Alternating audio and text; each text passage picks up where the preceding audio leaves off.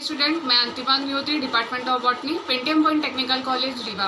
Student, जैसे हम जानते हैं कि कोविड-19 की वजह से आपकी क्लासेस सस्पेंड कर दी गई थी, जो अब ऑनलाइन वीडियो लेक्चर के माध्यम से कंटिन्यू की जा रही हैं। कल इसके पहले जो मैंने वीडियो लेक्चर आपको दिए थे, उसमें कुछ आपके थ्योरी और प्रैक्टिकल दोनों से रिलेटेड टॉपिक बताया गया है, क्योंकि बॉटनी का सिलेबस ही ऐसा है जो थ्योरी और प्रैक्टिकल दोनों के टॉपिक्स आपके लगभग सेम होते हैं। और अगर वेजिटेटिव स्ट्रक्चर पढ़ना चाहें तो थ्योरी और प्रैक्टिकल दोनों के सेम होते हैं। आज इसके पहले वाले वीडियो लेक्चर में मैंने आपको ओडोगोनियम की स्लाइड बनाना सिखाई थी और वहाँ पे कुछ स्ट्रक्चर भी बताया था आपको क्या क्या होता है, कैसे जगह पे पाया जाता है प्लांट, और ये कैसी एल्गी है, इसका स्ट्रक्चर कैसा होता है, माइक्रोस्कोपिक स्ट्रक्चर भी दिखाया था, स्लाइड प्रिपरेशन मेथड भी दिखाया था। और इसी लेक्चर को आगे आज हम कंटिन्यू करेंगे थ्योरी की पोर्शन की तरह। और आज का भी टॉपिक है आपका ओडोगोनियम। चलिए स्टार्ट करते हैं। आज का हमारा टॉपिक है ओडोगोनियम।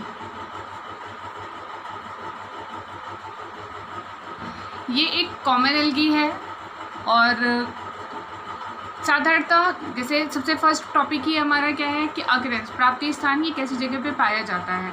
तो सबसे पहले मैं बता दूं, ओडोगोनियम ग्रीन एल्गी है। जैसा कि हम जानते हैं एल्गीज को उसमें प्रेजेंट पिगमेंट्स के अकॉर्डिंग डिवाइड किया जा सकता है, तो इसमें ग्रीन पिगमेंट की मात्रा ज़्यादा है, इसलिए ग्रीन एल्गी है और बहुत ही कॉमन एल्गी है। और इसकी जो प्लांट बॉडी है जिसे हम थैलस कहते हैं, थैलस का मतलब ये होता है कि प्लांट बॉडी डिफरेंशिएट नहीं होती है रूट, स्टेम और लीफ में। अब इसमें अकरेंस की बात करें तो ये कॉमनली सिंपल जगह पे पाया जाता है, पॉन्ड्स हो गई, रिवर या ऐसी जगह जहाँ पे पानी या तो बहता रहे साधारण तौर पे, ऐसी जगह पे ये कॉमनली पाया जाता है।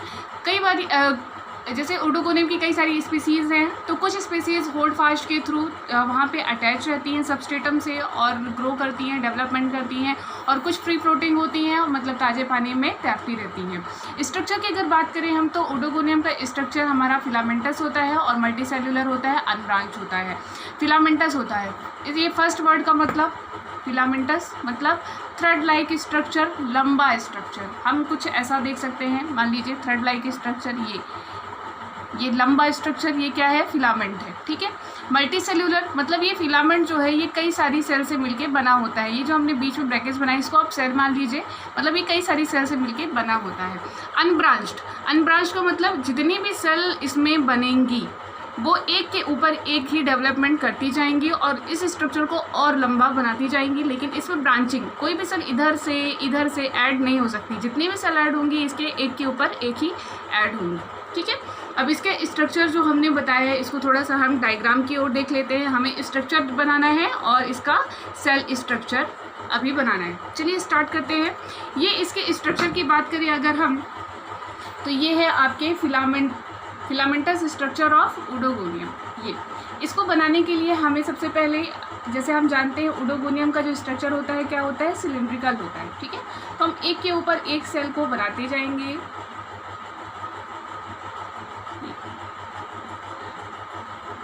ओडोगोनियम की प्रत्येक सेल में क्लोरोप्लास्ट, पायरिनोइड प्रेजेंट होता है, एक्सेप्ट बेसल सेल।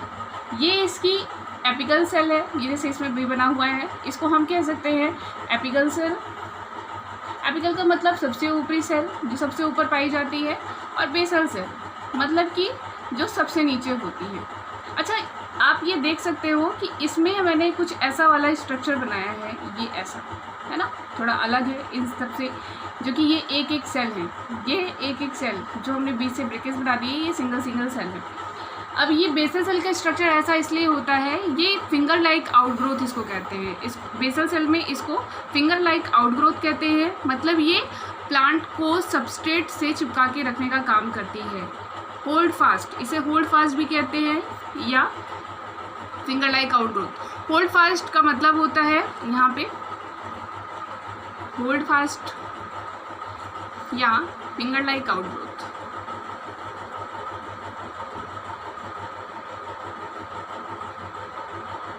इसका मतलब ही ये होता है कि ये प्लांट को किसी भी आधार, जिस भी जगह पे, जैसे पानी में पत्थर है कुछ, उसमें कोई प्लांट है, उसको चिपका के रखने का काम करती है। उसे उस इसके थ्रू ये प्लांट दूसरे प्लांट या दूसरे सबस्ट्रेट से जाके चिपक जाता है, आधार से जाके चिपक जाता है और बाकी प्लांट बॉडी ऊपर अपना डेवलपमेंट करती रहती है।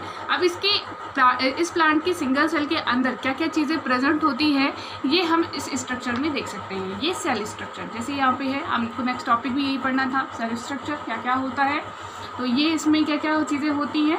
ये आपका जो सिंगल सेल का स्ट्रक्चर होता है वो कैसा होता है, सिलिंड्रिकल होता है। ये हमने बना दिया, ये सिलिंड्रिकल स्ट्रक्चर होता है। और यहाँ पे ये चीज़ क्या होती है, ये जो आपको ये ऐसा कुछ स्ट्रक्चर दिख रहा है, ये क्या है, ये कैप सेल है। ओडोगोनियम का एक बहुत ही इम्पोर्टेंट टॉपिक है क्या, कैप सेल फॉर्मेशन। ये कैप सेल जो ओडोगोनियम के प्लांट में ही आपको मिलती है।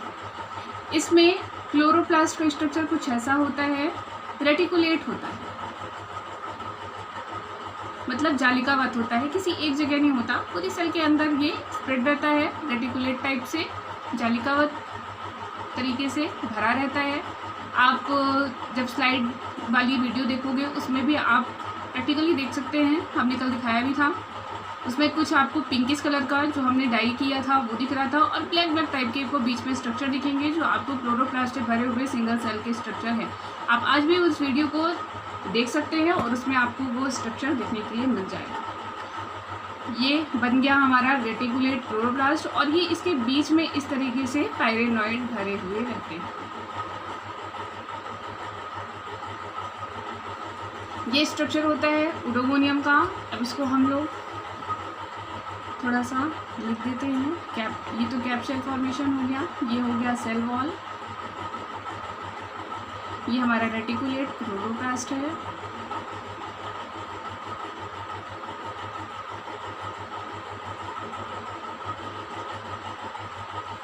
ये है पायरेनॉइड,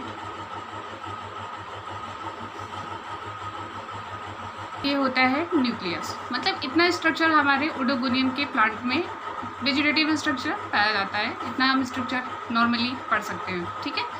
इसके अलावा अगर हम एक चीज़ और लिखी हुई है हमने यहाँ पर कैप सेल फॉर्मेशन, तो हम इसके बारे में थोड़ा सा डिटेल बता देते हैं, ज़्यादा तो नहीं बता सकते।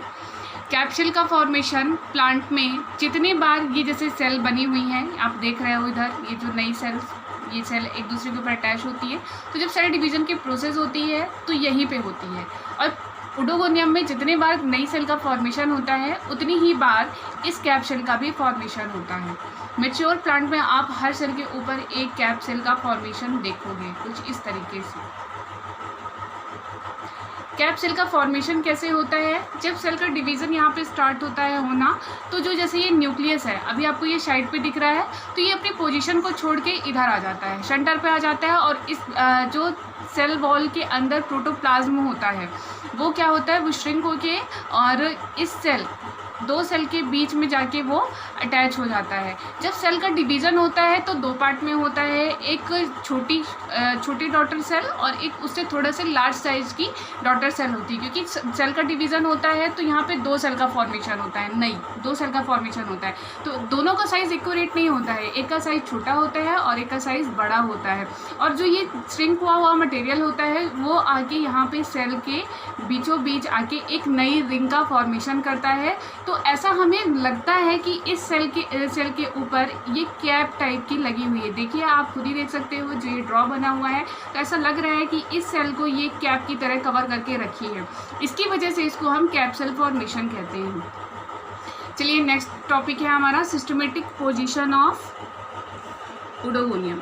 तो सिस्टमेटिक पोजीशन में इसका जो सब डिवीज़न होता है वो क्या होता है, क्लोरोफाइटा। इसकी क्लास क्या होती है, क्लोरोफाइसी। ऑर्डर क्या होता है, ओडोगोनियस। फैमिली क्या होती है, ओडोगोनियसी। और जीनस क्या होता है, ओडोगोनियम। उम्मीद है आपको ओडोगोनियम के बारे में सारे स्ट्रक्चर का जो भी हमने डिटेल बताया वो समझ में आया होगा। तो हम एक बार देख लेते हैं। देखो सिंपली ओडोगोनिया में ग्रीन एल्गी है, थैलस स्ट्रक्चर होता है और ये नॉर्मली फ्रेश वाटर ऐसी जगह पे पाया जाता है जहाँ पर पॉन्ड्स, रिवर, पानी जहाँ पे ताज़ा पानी भरा हो या कुछ टाइम तक भरा रहता है, ऐसे पानी में ये डेवलपमेंट करते हैं। स्ट्रक्चर फिलामेंटस और मल्टीसेलुलर और ब्रांच्ड होता है। और सेल का स्ट्रक्चर अगर हम बनाएं तो कुछ इंपॉर्टेंट कैरेक्टर्स होते हैं जिनके बारे में हमें यहाँ पे पढ़ना होता है, ठीक है। अगर हम बात करें सेल के सिंगल सेल स्ट्रक्चर की, तो यहाँ पे ये ऐसा स्ट्रक्चर आप देख सकते हो। रेटिकुलेट क्लोरोप्लास्ट होता है, सेल वॉल होती है, पायरेनॉइड होता है, न्यूक्लियस होता है और कैप्सूल होती है। और अगर हम फिलामेंट्स की बात करें तो बेसल सेल होती है, एपिकल सेल होती है। एपिकल सेल में आपको कैप्सूल प्रॉपर दिखेगी और बेसल सेल क्या काम करती है, क्योंकि इसमें फिंगर लाइक आउटग्रोथ होती है इसलिए ये होल्ड फास्ट का काम करती है, प्लांट को चिपका के रखने का सबस्ट्रेटम से काम करती है। और इसमें क्लोरोप्लास्ट प्रेजेंट नहीं होता है। बाकी इस बेसल सेल के अलावा सभी सेल में ओडोगोनियम के क्लोरोप्लास्ट प्रेजेंट होता है। सो स्टूडेंट, मुझे उम्मीद है आज का वीडियो लेक्चर आपको पसंद आया होगा, समझ में भी आया होगा और थैंक यू। आज का वीडियो लेक्चर इतना ही है।